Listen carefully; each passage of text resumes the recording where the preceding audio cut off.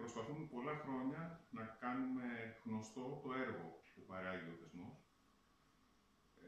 Δεν τα έχουμε πάει και άσχημα, και αν συνυπολογίσετε ότι στην προηγούμενη θητεία κλείσαμε 15 συμπαραστάτες, ενώ σε αυτή που διανύουμε είμαστε ήδη 40, σημαίνει ότι κάτι καλό γίνεται, κάτι καλό έκανε την προηγούμενη θητεία, κάτι καλό γίνεται και τώρα. Αυτό που συνήθως μας ρωτάνε είναι, καλά, και τι κάνει ο θεσμός του συμπαραστάτη? Είναι η πρώτη ερώτηση, πρώτου μπω στην ουσία. Μου θυμίζει πάντα την ερώτηση που έκανε ο τότε δήμαρχος Αρωνικού σε μένα και φίλος ο Πέτρος του Φιλίππου, και είναι αντιπεριφερειάρχης στην αρχή, όταν εγώ έθεσα υποψηφιότητα για συμπαραστάτης. Με ρώτησε γιατί. Γιατί αυτός ο θεσμός, γιατί θες εσύ να εκπροσωπήσεις τον θεσμό?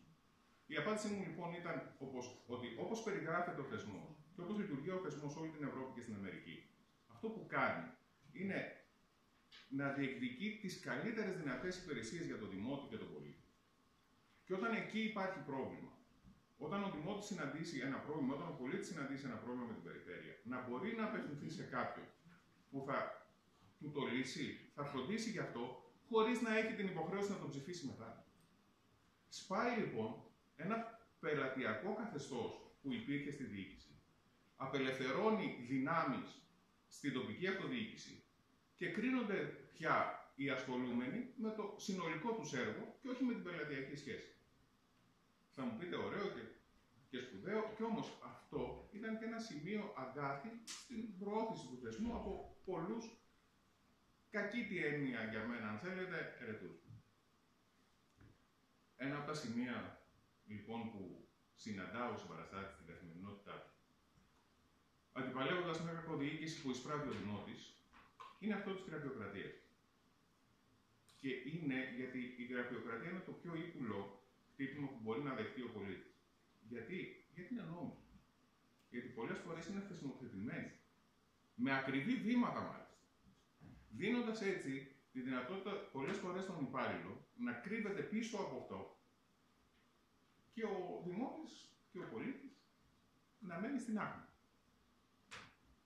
Εκεί λοιπόν, και πραγματικά εγώ δεν σας μιλήσω για την ηλεκτρονική διακυβέρνηση στην ολότητά της θα σας μιλήσω με απλά παραδείγματα για να δείτε και πώς συνδυάζεται το θεσμό του συμπαραστάτη και πώς μπορεί να λυθεί πολύ πιο εύκολα το πρόβλημα της γραφειοκρατίας, όπως αναφέρατε, κύριε Δημοκρατή. Με απλά βήματα. Ένα πολύ απλό παράδειγμα που συνέβη και μάλιστα και πρόσφατα. Υπήρχε κάποιος δημότης, είχε κάνει μια αίτηση, ένα αίτημα 2015. Έγραφο αίτημα κανονικά. Έχει φτάσει στις αρχές του 2018.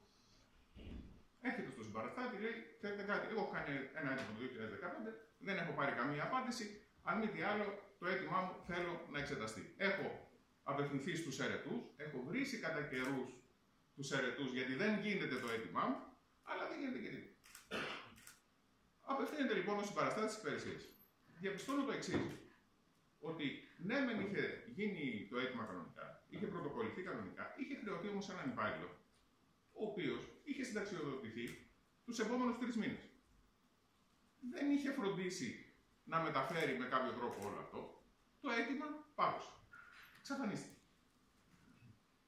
Από την άλλη, όταν απευθυνόταν στους αιρετούς, μα τι θα γίνει με το αίτημά μου, καλά θα το δούμε, όπως αντιμετωπίζεται, και μάλιστα μια διάνοιξη δρόμου εντός σχεδίου, η οποία ήταν, OK, θα το δούμε στο συνολικό.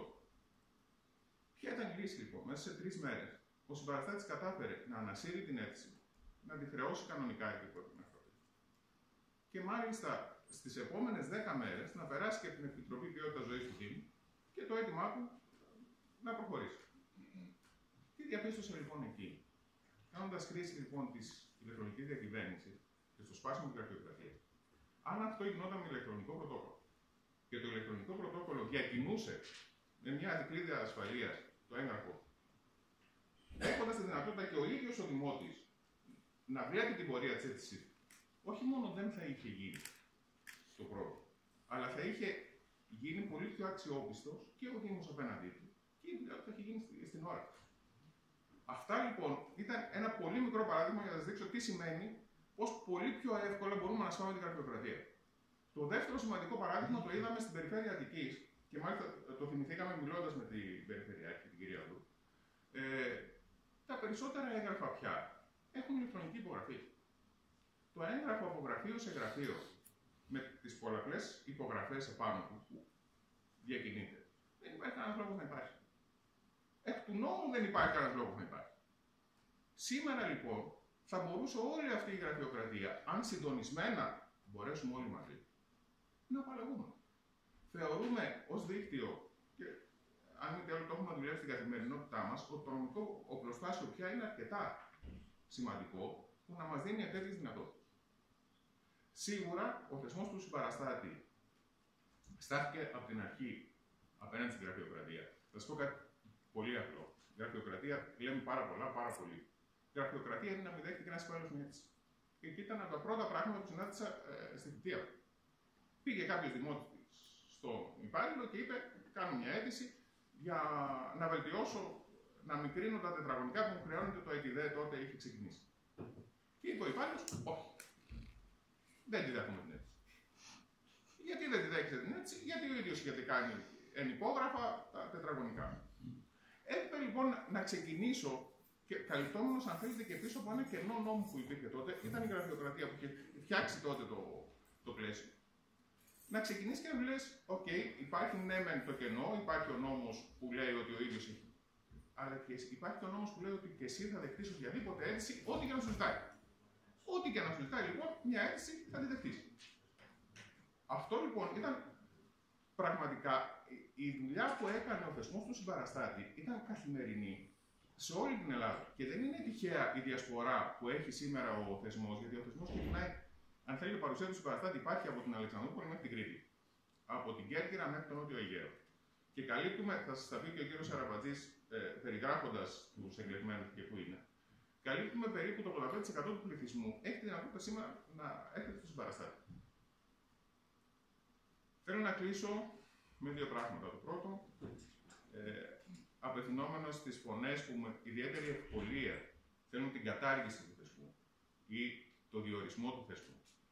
Θα τους παρακαλέσω πραγματικά από αυτό το βήμα να το σκεφτούν και μια δεύτερη φορά, αν όχι και μια τρίτη. Γιατί θα αφαιρέσουν μια δυνατότητα στο δημότη να βρίσκει το δίκαιο του χωρίς να το οφείλει σε κανένα. Είναι ειλικρινά κρίμα να χάσουμε αυτή τη δυνατότητα που αν μη τι άλλο απολαμβάνουν τόσο οι Ευρωπαίοι, όσο και οι Αμερικάνοι, όσο και σε όλο τον κόσμο. Θεσμοί διαβούλευσης υπάρχουν παντού. Δεν μπορούμε να ξαναανακαλύψουμε τη φωτιά, δεν μπορούμε να ξαναανακαλύψουμε τον ηλεκτρισμό, δεν μπορούμε να ξαναανακαλύψουμε τους θεσμούς διαβούλευσης. Υπάρχουν. Εκεί είναι, ας τους χρησιμοποιούμε. Έχουμε έναν εξαιρετικό θεσμό διαβούλευσης στην τοπική αυτοδιοίκηση. Ας τον ενισχύσουμε. Δεν χρειάζεται να τον κάνουμε με υπαλληλική ιδιότητα. Δεν χρειάζεται να τον διορίζουμε. Δεν χρειάζεται όλα αυτά. Και επιτρέψτε μου να θυμίσω αυτό που λέω πάντα και που χαρακτηρίζει το θεσμό του συμπαραστάτη για μένα. Μέσα στη θλίψη της απέραντης μετριότητας που μας πνίγει από παντού, παρηγοριέμαι ότι κάπου, σε κάποιο καμαράκι, κάποιοι πεισματάριδες αγωνίζονται να εξουδετερώσουν τη φθορά. Οδυσσέας Ελίτης. Σας ευχαριστώ πολύ.